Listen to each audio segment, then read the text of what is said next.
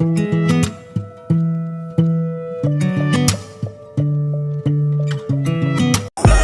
दोस्तों, आज के हमारे इस वीडियो में हम आपके लिए पापांकुशा एकादशी की व्रत कथा लेकर आए हैं। इस कथा के अनुसार एक समय कुंती पुत्र युधिष्ठिर ने भगवान श्री कृष्ण से प्रश्न किया, हे मधुसूदन, अश्विन मास के शुक्ल पक्ष की एकादशी के बारे में मुझे बताइए। इस एकादशी का क्या नाम है तथा इसका व्रत कैसे किया जाता है? इस व्रत को करने से क्या फल मिलता है? कृपा करके आप यह विस्तार पूर्वक बताइए।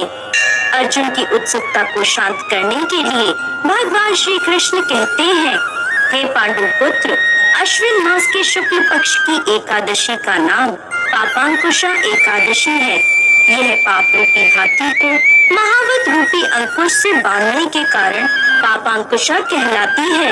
इस एकादशी का दिन भगवान श्री हरि विष्णु को अति प्रिय है।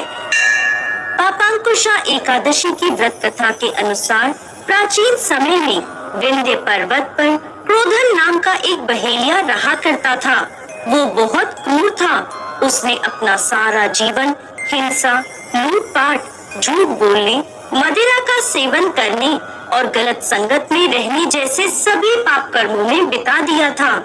जब उसका अंतिम समय आया, तब यमराज ने एक दिन पूर्व अपने दूतों को आज्ञा दी कि क्रोधन को दरबार में पेश किया जाए। यमराज के दूत एक दिन पहले ही क्रोधन को लेने आ गए और यमदूतों ने उस बहेलिये से कहा, कल तुम्हारे जीवन का अंतिम दिन है, कल हम तुम्हें लेने आएंगे। यह सुनकर वो बहेलिया भयभीत हो गया और ऋषि अंगीरा के आश्रम में पहुंचा।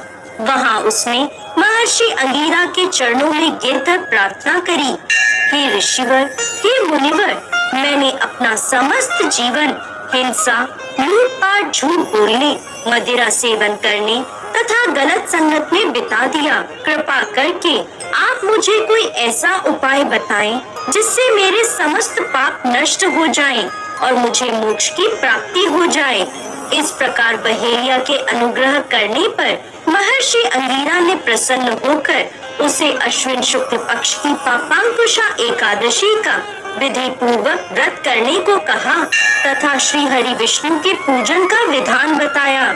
उस बहेलिये ने ऋषि अंगीरा द्वारा बताए अनुसार विधि विधान से पापांकुशा एकादशी का व्रत किया। अपने द्वारा किए गए समस्त पापों से छुटकारा पा लिया। अश्विन शुक्ल पक्ष की इस पापांकुशा एकादशी के व्रत तथा पूजन के प्रभाव से जब यमदूतों ने यह चमत्कार देखा, तो वह बहेलिये को लिए बिना ही यमलोक वापस लौट गए। भगवत कृपा से बहेलिया विष्णु लोक गया। आगे भगवान श्री कृष्ण कहते हैं, पापांकुशा एकादशी का व्रत उपवास करने से सभी प्रकार के पाप नष्ट हो जाते हैं तथा व्रत करने वाला मनवांछित फलों को प्राप्त करता है।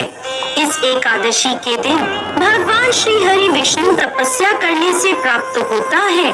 वो फल पापांकुशा एकादशी के दिन क्षीर सागर में शेषनाग पर शयन कर रहे भगवान श्री हरि विष्णु को स्मरण कर देने से ही प्राप्त हो जाता है। मनुष्य को यमलोक की यातनाएं सहन नहीं करनी पड़ती। व्यक्ति को अपने जीवन में किए पापों से बचने के लिए दृढ़ संकल्प करके पापांकुशा एकादशी का व्रत करना चाहिए। जय श्री हरि विष्णु।